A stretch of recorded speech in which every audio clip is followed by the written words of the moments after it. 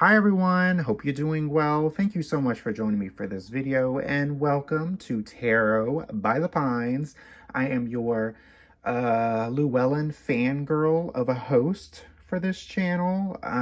So thank you so Hi everyone, hope you're doing well. Thank you so much for joining me for this video and welcome to Tarot by the Pines. I am your Llewellyn fangirl of a host for this channel, Jason.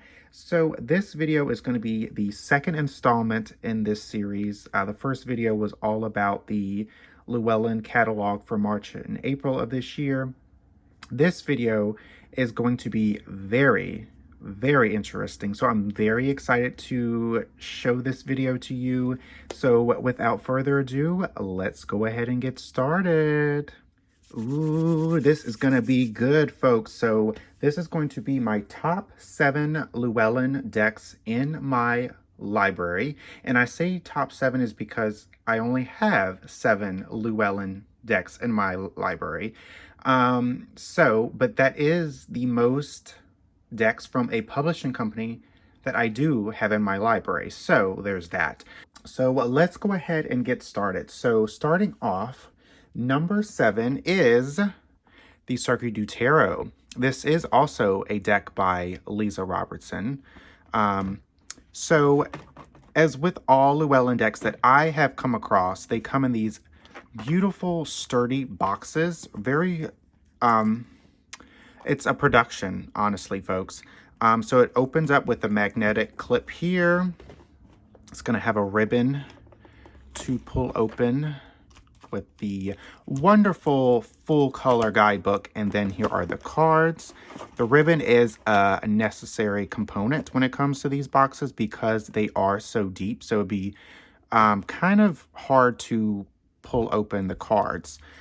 So of course, boxes are just very wonderful, and they're great to have on your altar if you're someone like me who have their decks on their altar and actually have the cards in the original packaging. So the Llewellyn decks are wonderful for that. I wanted to go into the guidebook just a little bit here. Full color, and it just smells wonderful. It smells like ink. Well, freshly made ink or freshly printed ink. So I love that the guidebooks are full color. The Lisa Robertson did a pretty good job on writing the guidebook, and I like how it's incorporating the core cards as the actual not ringleaders, but the caricatures in the circus, because this is a very circus themed deck, so it follows that circus theme structure. So let's go ahead and get into the cards. I actually love Llewellyn cardstock. Some might not. Very not glossy, but it's very, you can fan it out really well. So I really like that about Llewellyn cardstock. And okay, let me just go into some of the cards. So the color palette for the Cirque Du Tarot is kind of a muted tone. It has a soft palette, which is really interesting and is different than what I have in my collection. And of course, I have all of these in order, unfortunately. So let me see if I can give it a shuffle, folks. But the palette is muted. It's not necessarily pastel, but it's just muted. And it's a really different world when it comes to Cirque Du Tarot. And its number 7 is because I haven't really worked with it that much. I do like the artwork, and it's something that's different in my library. So that's why, one of the reasons why I picked this deck up. A deck that doesn't get seen very often because of the court cards, the way they are set up. So each of the pages and the knights and the queens and the kings are going to look like this. There's no differentiation of the core cards except the color and some of the little symbols surrounding the court cards. So if you struggle with court cards, this deck might not be for you, and it's for someone who actually struggles with the court cards. It took me a little bit to fully understand, or maybe partially understand, what's really going on with the way these court cards are set up. But again, it's not a deck that I have worked with a lot, so that's probably, well, that is the main reason why this is kicking off the Llewellyn library in my video today. But if you love circus-themed tarot decks and you are shopping on Llewellyn, then I say go for it. And actually, this week, at the time of this video, there is a spring sale on Llewellyn, which I will put in the website to Llewellyn in the description box below. I think it lasts till the end of the week, so I think you have about 5 or 6 days left in that sale, and I believe it is 35%, so that's pretty darn good, folks. Coming in number 6 is the Magical Dogs Tarot. Beautiful dog-themed tarot deck. And it is created by a couple, which I really am pleasantly surprised, and just a little fun tidbit. Now, the guidebook is not full color, unfortunately, but that's okay. It still smells like freshly printed ink, so not mad at it. So it's going to have this wonderful box that has this magnetic, and it has the ribbon. So the guidebook, not full color, but you still get the image of the card. What I like about this guidebook in particular is that it mentions the breeds of the dogs, which, hallelujah, thank goodness, because although I am a huge dog lover, I don't know all the dog breeds out there. So, but also with this particular dog deck, each of the suits are named differently.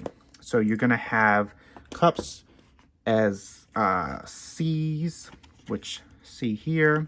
The wands is going to be fire. The swords is going to be sky. Let's see if I have another one. Earth is going to be pentacles. So if you are kind of new to learning the suits, this might not be a good deck for you, but the artwork is stunning. It is actually watercolored, I believe. And of course, I will put in all of my reviews of these decks. If I have them, I will put in the description box below.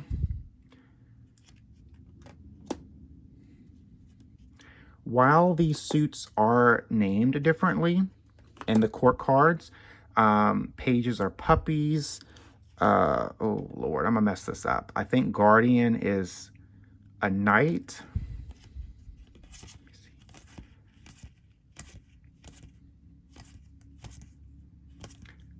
Just taking the artwork while I try to find another court card. Yeah, guardian must be knight. Puppy is definitely page. Okay, so the alpha male is the king, and also the alpha female is the queen. But beautifully illustrated artwork. Definitely done by this is definitely a labor of love, since it was created by a couple and they really poured their love for dogs in this tarot deck. So this is number 6, the Magical Dogs Tarot.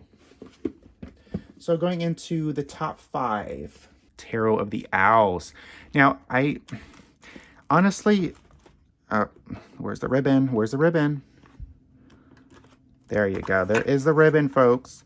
I'm not a big owl person, but this artwork was phenomenally captivating. It is very RWS based. It is a clone, but it puts owls in the positions of the human interpretation of the card, but it doesn't make it as the owl as an actual human. It makes it see, it treats the owl as an actual animal creature. So it doesn't have owls doing human things, which I really appreciate that. Sometimes when animal-based decks try to do that, it kind of takes me out of the card because, you know, they can't do what humans do.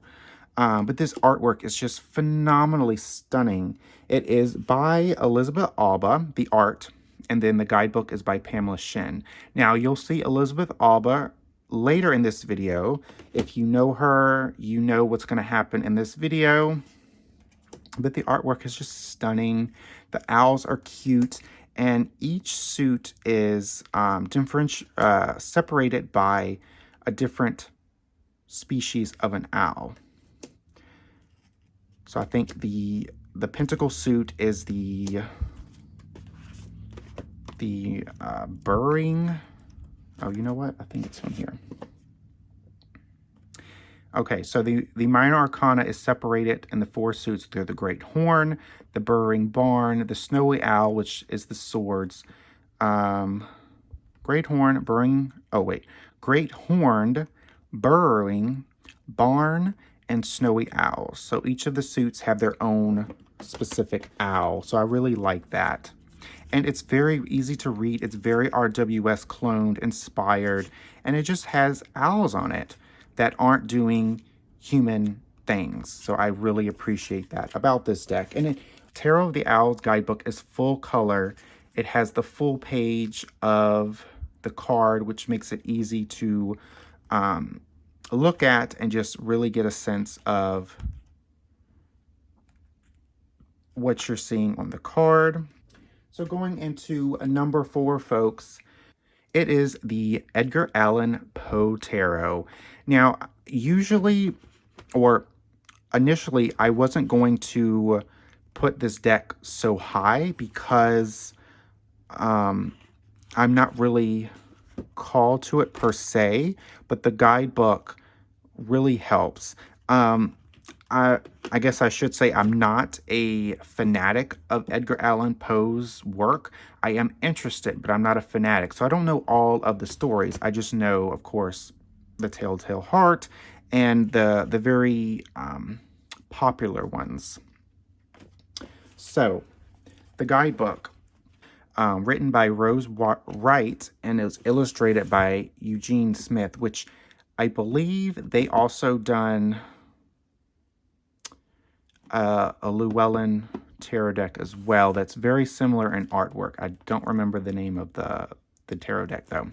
Full color. It is a very dark palette because this is a dark deck, folks. So I appreciate that the guidebook has this wonderful blue tone on the pages.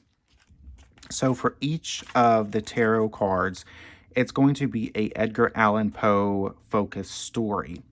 So for the Devil, the Black Cat is the, I guess, the inspiration of the Devil card. So let's go into, what is this? The Two of Cups, which I think.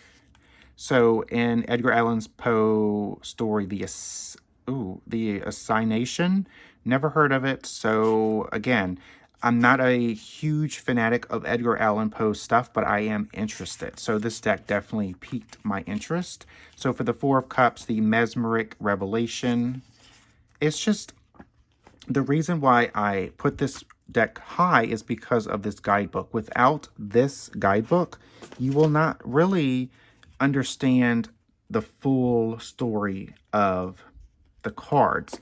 It is RWS inspired, but it still goes in a different direction in terms of the interpretations. Not much, but it does stray away from the original artwork. It is a very Edgar Allan Poe inspired deck, obviously. So without that guidebook and without its impact, I don't think anyone would fully understand the illustrations of this dark and macabre deck that's perfect on a stormy night or during the darker months of the year, such as Halloween. Number 3 is the Animal Totem Tarot by Lisa Robertson and illustrated by Eugene Smith. So this is Edgar Allan Poe's illustrator, but there is another deck that I've seen Eugene do. So again, this wonderful box, this ribbon. Now, this is the thickest guidebook I have seen from a Llewellyn publishing deck, or even just a tarot deck in general, which this is the reason why this deck is so high rated up in this ranking. So it is illustrated by all these different animals. You have giraffes, you have penguins, you have owls, you have spiders, you have ants. There's so many different creatures or animals in this deck that the guidebook is absolutely essential, because it does talk about not only what this animal is, but also what the essence of that animal and how it correlates to the meaning of each card. Now, fun fact, I didn't have this deck in my library for a while. I had purchased it early on in my tarot journey because, honestly, folks, I wasn't too keen on human-based decks. It was just I felt like all of that illustrations, especially from the RWS, was very stuffy, very traditional, and it's just not me. So this was actually my first animal tarot deck that I had, and then I ultimately gave it away because I was such a beginner that I didn't have the patience to, again, read the guidebook front and back to understand what's going on in the cards. But I was recently called to it, maybe a year ago, to get this deck back because I was now a little more well-versed in the tarot meanings, and I wanted an animal deck, and this is a wonderful animal deck. It is the best overall animal deck. So let's go ahead into the this thicker than a Snickers guidebook. So it has over 300 pages of information. It is not a full color, which is fine. And it smells like ink. It's just wonderful. I love smelling guidebooks, folks. So Lisa Robertson did a fantastic job. I think this is probably her best guidebook that I have ever written.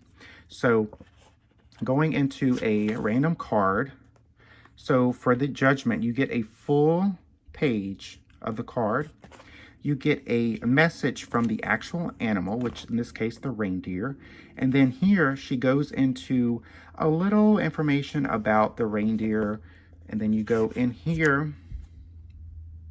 She does go into a little bit of description of how it correlates to the essence of judgment.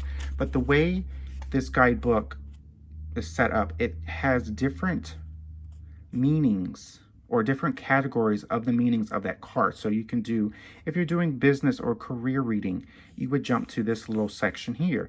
If you're doing a love reading, you go here. If you're doing into health, which I don't think you should ask the tarot about health, or maybe instead of health, maybe do like self-love or something to do with your overall, energy, not necessarily health. And then it also gives you card of the day journal prompts. I love that.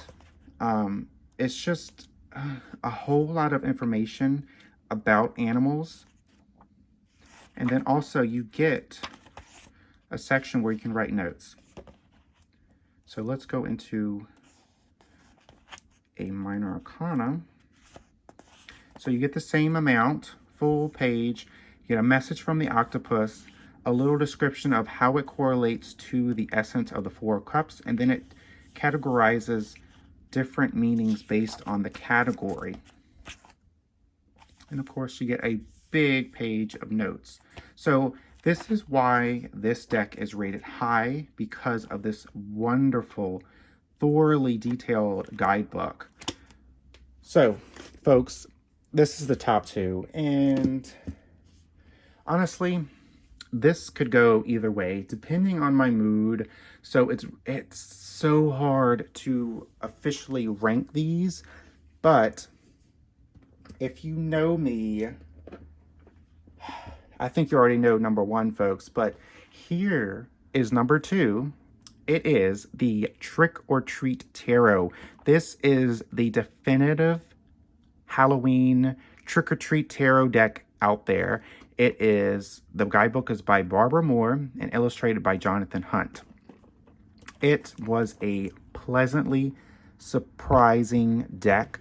I had purchased this deck without looking at any of the cards, and I don't usually do that, folks. I really like to see the cards before I buy them, before I buy the deck. But this is such a wonderful, nostalgic deck, going back into the 80s and the 90s of actual trick-or-treating. This tarot deck takes place on Halloween night. It goes through the stages of trick-or-treating, so I really, really, really like that.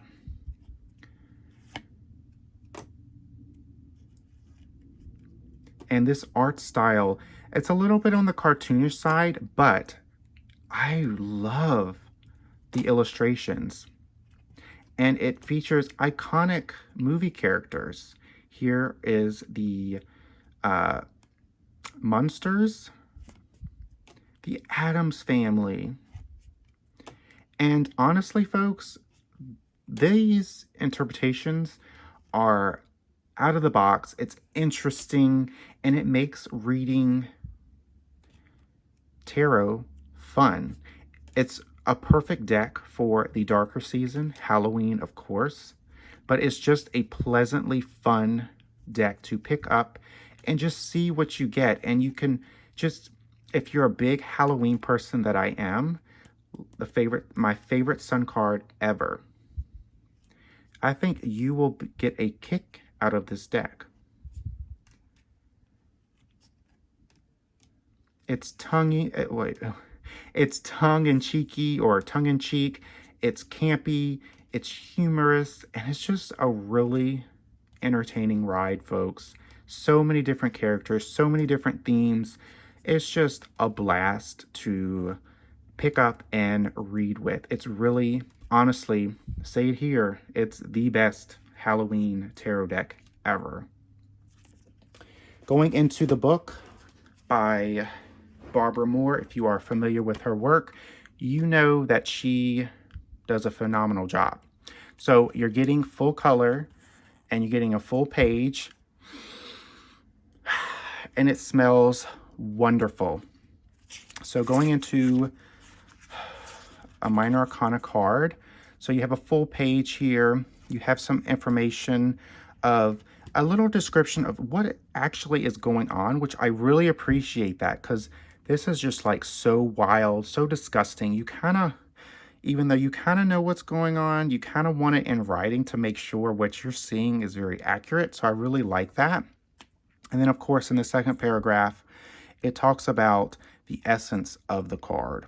And then you also get keywords and reversed keywords. So let's go into a major arcana, getting keywords and reverse keywords. The second paragraph is when this card comes up, this is what it means. But it also gives you a little bit of, I guess, the overall essence of what's going on in the card and how, you know, this temptress devil here correlates to that card. And of course, you get some theme spreads, which obviously gotta have in a Halloween deck.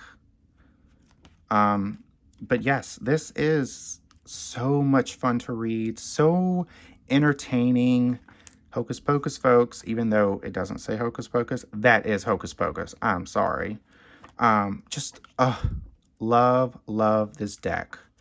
And this world card is my absolute favorite. Come on, folks. Okay. Let's go into my number one Llewellyn deck.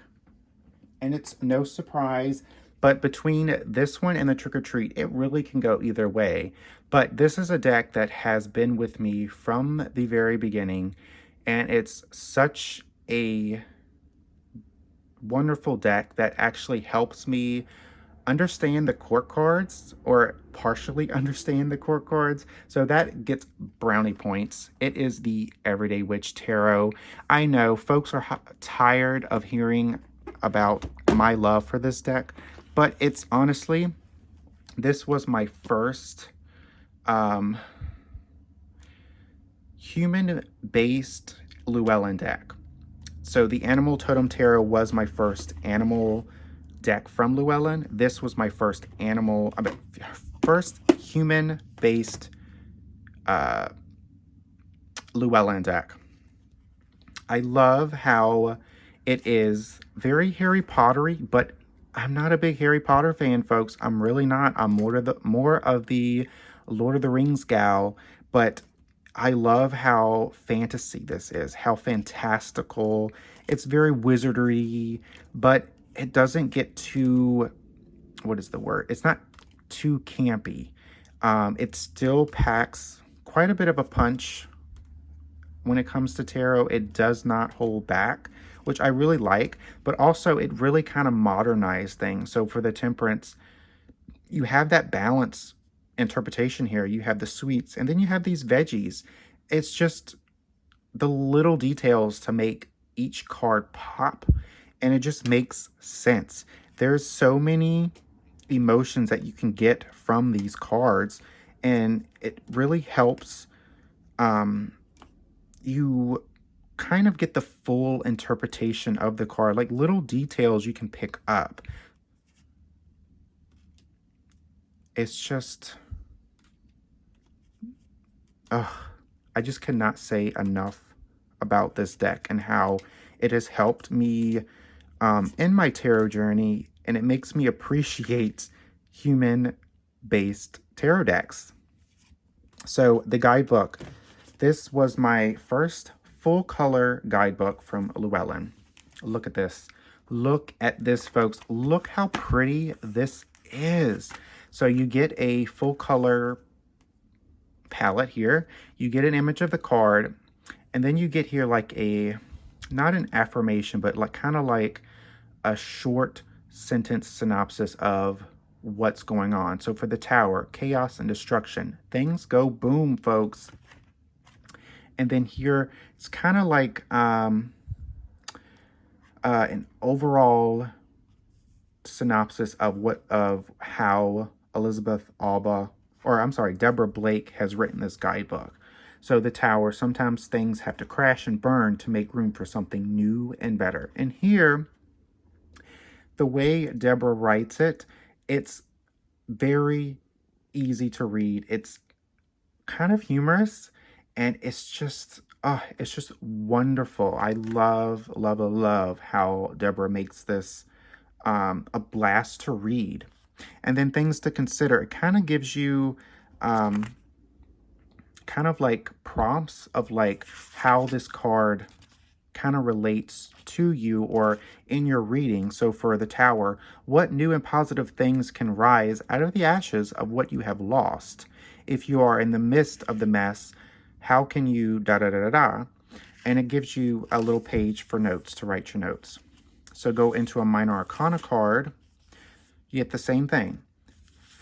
Page here, or the image of the card, a little synopsis of kind of the essence of the card, and then you get here a generalized synopsis of this little paragraph. And the Minor Arcana gets less description, but that's to be expected. It's not too bad, actually, too bad of a difference. So you're getting 2 paragraphs in a major, and you're getting 1 for a minor, but you're still getting these things to consider, like these card prompts that really help you how you can apply the 3 of Swords to your life, to your reading. It's just a phenomenal guidebook, phenomenal deck, and the artwork by Elizabeth Alba is just fantastic. Well, folks, that was my top 7 Llewellyn decks in my deck collection / library. I hope you all enjoyed watching me fangirl over these wonderful decks created by Llewellyn. I love Llewellyn decks, and honestly, I hope you can see why. They are just really wonderful, and I just hope you really enjoyed watching this video. And until next time, I will see you for my next video. Take care.